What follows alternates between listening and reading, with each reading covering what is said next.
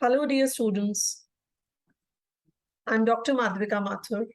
Today's topic is a short story by Leo Tolstoy.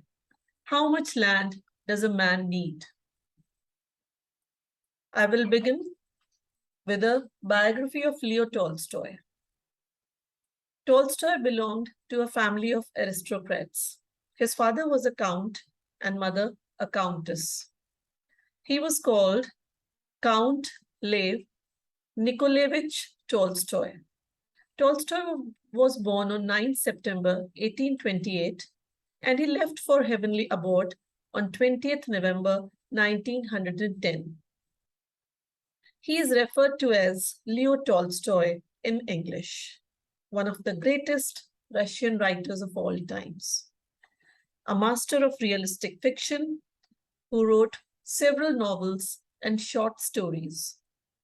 His works have been praised as pieces of life, not pieces of art.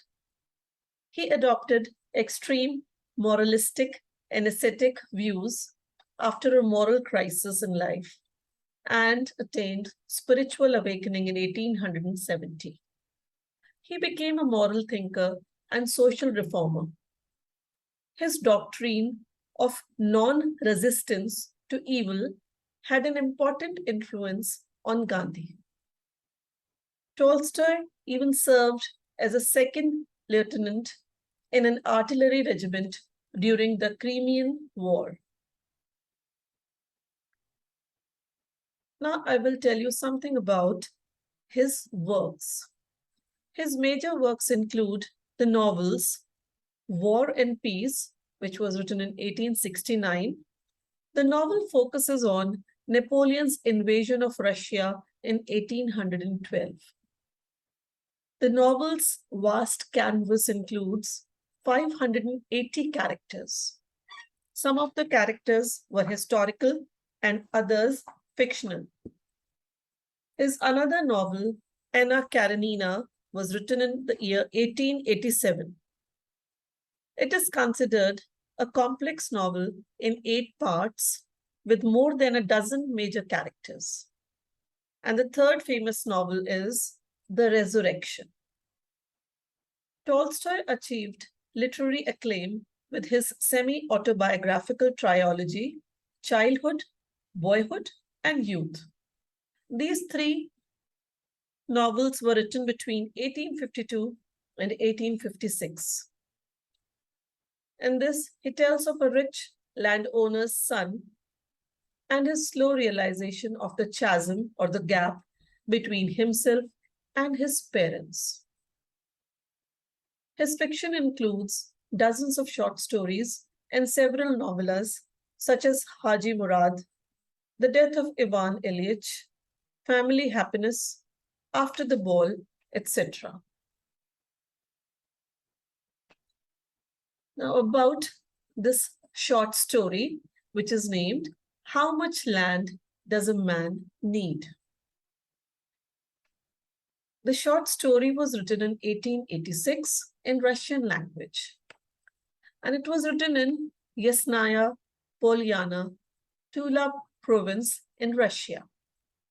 The literary period is realism and the genre is short story. The story is about a peasant named Paham who, in his lust for land, forfeits everything. A poor man who becomes fixated on the idea that his life would be perfect if only he owned more land. I would quote Paham, if I had plenty of land, I shouldn't fear the devil himself. So before beginning with the summary, I would give you a detail of the story in Hindi as well. इस short story का नाम है How much land does a man need? एक इंसान को कितनी जमीन की आवश्यकता होती है. और इस कहानी के जो प्रोटैगनिस्ट या हीरो हैं उनका नाम पाहिम है. वो एक सीधे साधे पेजेंट हैं, farmer.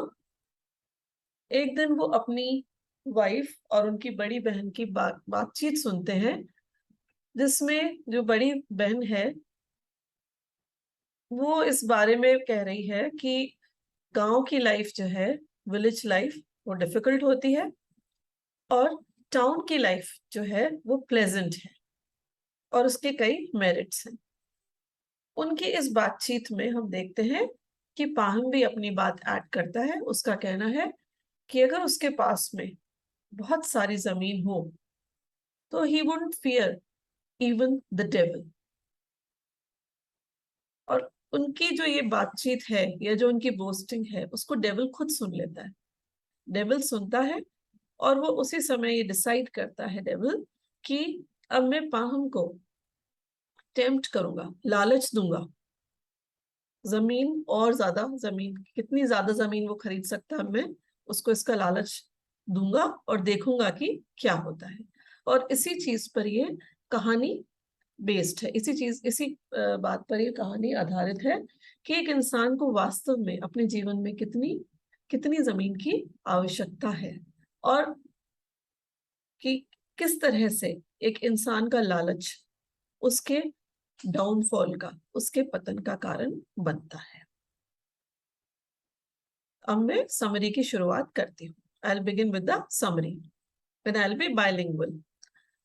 So Paham, the protagonist, overhears his wife and sister-in-law argue over the merits of town life over peasant farm life. He joins in, saying that with enough land, he would have nothing to fear, including the devil himself. The devil overhears Paham claim and vows to tempt him with land. Paham came to know of other opportunities to acquire land. A traveling peasant came from beyond the Volga River, tells him that the people who joined commune were granted 25 acres of land per person. He shifts with his family and acquires 40 acres of land there. So सबसे पहले पाहम जो थे, जब उनके पास एक travelling pageant, एक character का नाम है, एक पेजेंट उनके पास आता है जो उनके गांव से गुजर रहा था और वो उन्हें बताता है कि वोल्गा नदी के पार एक जगह है कम्यून, वहां पर हर इंसान को कम से कम 25 एकड़ जमीन दी जा रही है। सो हम देखते हैं कि पाहम जो है वो शिफ्ट हो जाता है वहां अपनी फैमिली के साथ और 40 एकर्स ऑफ लैंड, 40 एकड़ जमीन वहां पर वो ले लेता है। A passing merchant returning from the land of Bashkirs tells him of the plentiful land. The Bashkir chief and Paham came to an agreement that for 1,000 rubles, Paham will be given the land he can cover on his feet in one day. The only condition was that he had to return to the same spot from where he started. So अब इनके पास में कौन आता है? जब ये settle हो गए वहां पे कम्यून में, अपनी लाइफ में सेटिस्फाइड हैं, उसी समय उनके पास अगला एक और जना आता है। He is a merchant and he was passing by. और वो कहाँ से लौट के आ रहा है? बशकीर्स के लैंड पे से। और बहुत फर्टाइल लैंड है वो, और वो उस लैंड की बहुत तारीफ करता है और कहता है कि बशकीर्स को ज्यादा पैसा भी नहीं चाहिए, उनकी सिर्फ एक ही कंडीशन होती है कि आप जहां से चलना शुरू करते हो, जितना भी आप लैंड कवर कर लोगे चलते हुए, सनराइज से लेके सनसेट तक में, वो सारे की सारी जमीन आपको दे दी जाएगी। तो पाहम बशकीर्स के पास पहुंच जाता है और वहां पर उसका एग्रीमेंट उनके चीफ के साथ में होता है कि वो उन्हें 1,000 रूबल्स देगा और बदले में सनराइज से सनसेट तक में जितनी भी जमीन वो चलता हुआ कवर करेगा वो सब की सब पाहम की हो जाएगी।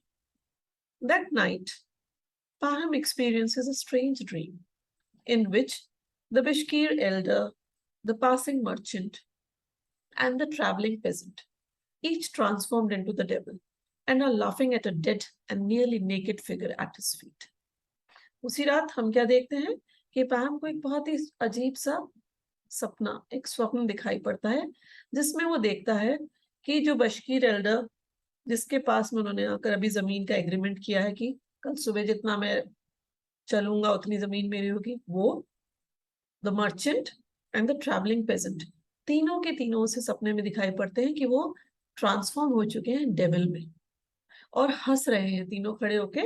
उनके पाँव में एक डेड फिगर यानी एक इंसान की मृत देह पड़ी हुई है। कोई इंसान मरा हुआ, उसकी बॉडी वहां के पाँव में रखी हुई है और वो उसको देखकर हंस रहे हैं। ये सपना पहम को उसी रात दिखाई पड़ता है। He realizes that the dead figure is himself. और उसको ये चीज भी समझ में आ जाती है कि स्वप्न में जो उसे मरा हुआ या मृत इंसान दिख रहा है वो खुद होता है। Upon waking, he brushes off the dream.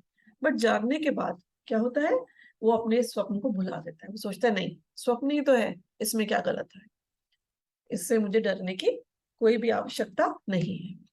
So Pam's desire to procure more and more land seems to know no limit. Despite the heat, he covers a distance of 6 miles and marks his way with a spade. After covering a distance of 10 miles, he decides to return back. He rushes back in scorching heat, reaches the starting point in time, but drops dead due to exhaustion. क्योंकि उनकी लालच जो था वो बढ़ चुका था, तो हम देखते हैं पैम जो थे सनराइज होने पर एक सीध में, नाक की सीध में चलना शुरू कर देते हैं। 6 माइल्स का डिस्टेंस कवर करते हैं और 6 माइल्स तक पहुंचने के बाद वो अपने स्पेड से उस जगह पर मिट्टी में गड्ढा खोदकर निशान बना देते हैं। वो स्पेड अपने साथ लाए ही इसीलिए थे ताकि जहां जहां वो चलते जाएं रास्ते में जगह जगह गड्ढा करके निशान बनाते जाएं कि मैंने यहाँ तक जमीन कवर कर ली है। सो 6 माइल्स तो वो स्ट्रेट जाते हैं, उसके बाद लेफ्ट हैंड की तरफ या उल्टे हाथ की तरफ मुड़कर 10 माइल्स तक फिर वो और कंटिन्यूस चलते रहते हैं।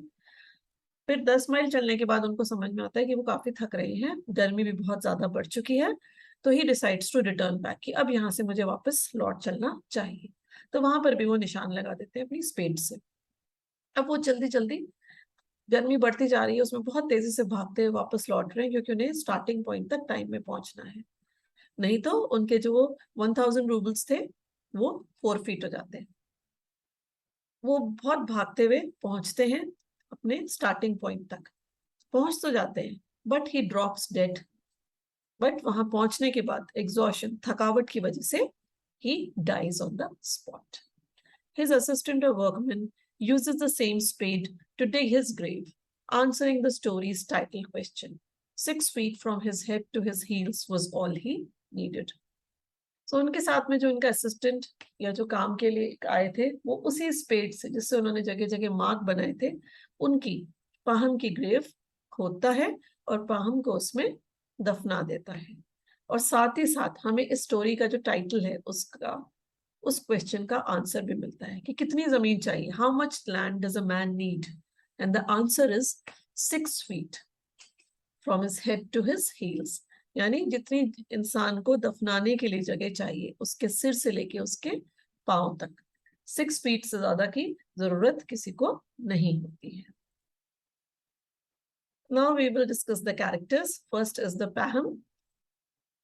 आप पैहम को दो तरह से उसकी स्पेलिंग लिख सकते हैं, PAHOM और PAKHOM।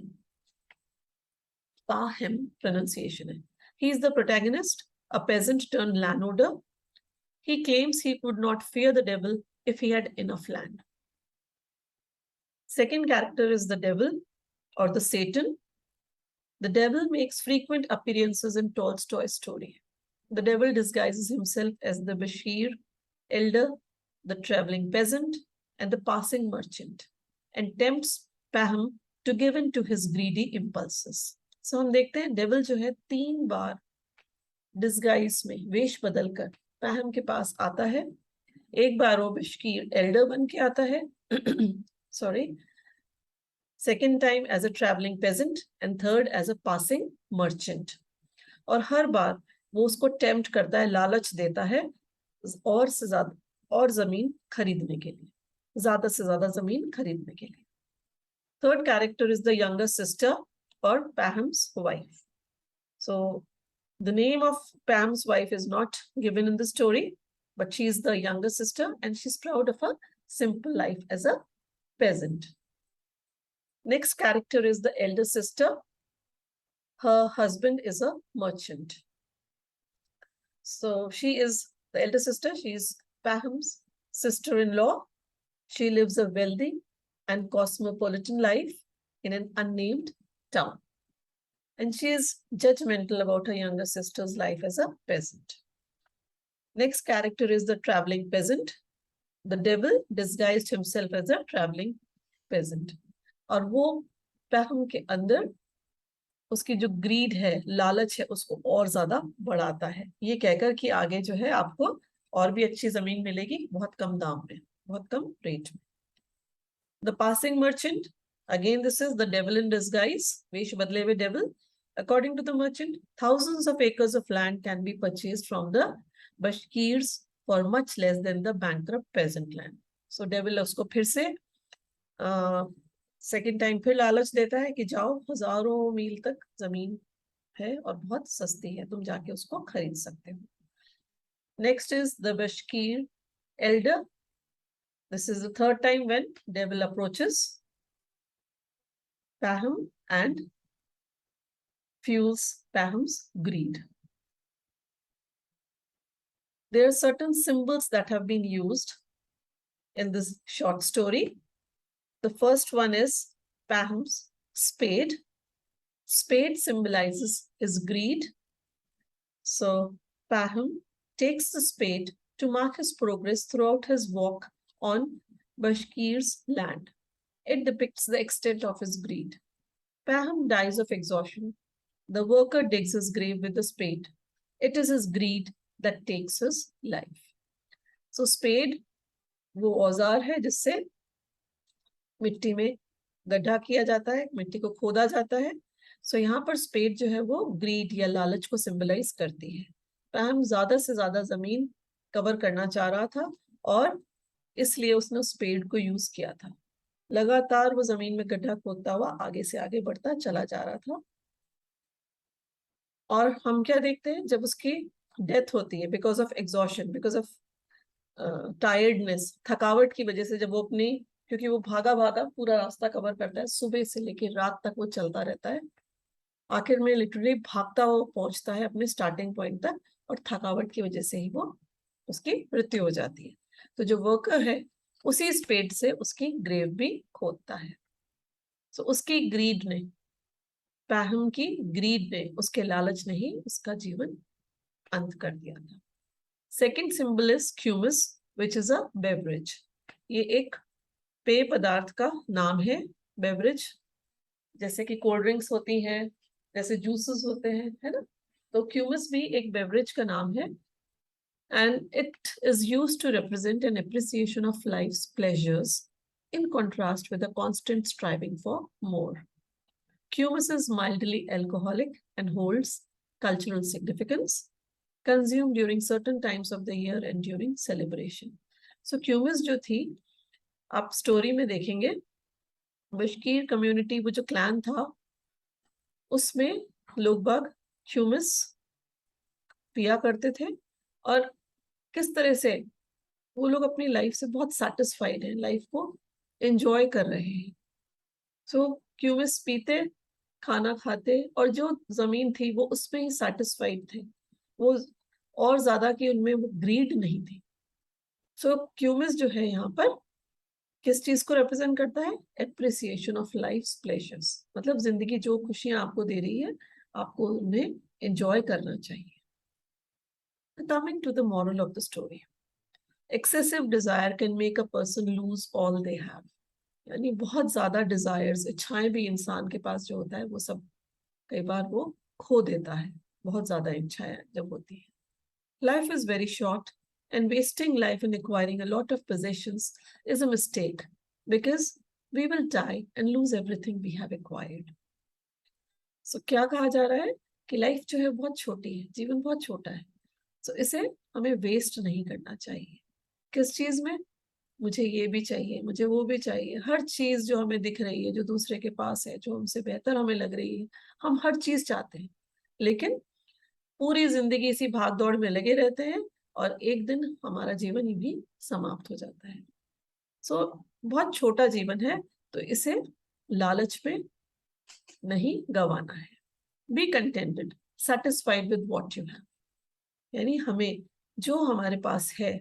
उससे संतुष्ट, उसी में संतुष्ट रहना चाहिए. So with this, we come to an end of this short story. I hope आप लोगों को ये अच्छे से समझ में आई होगी. Thank you so much.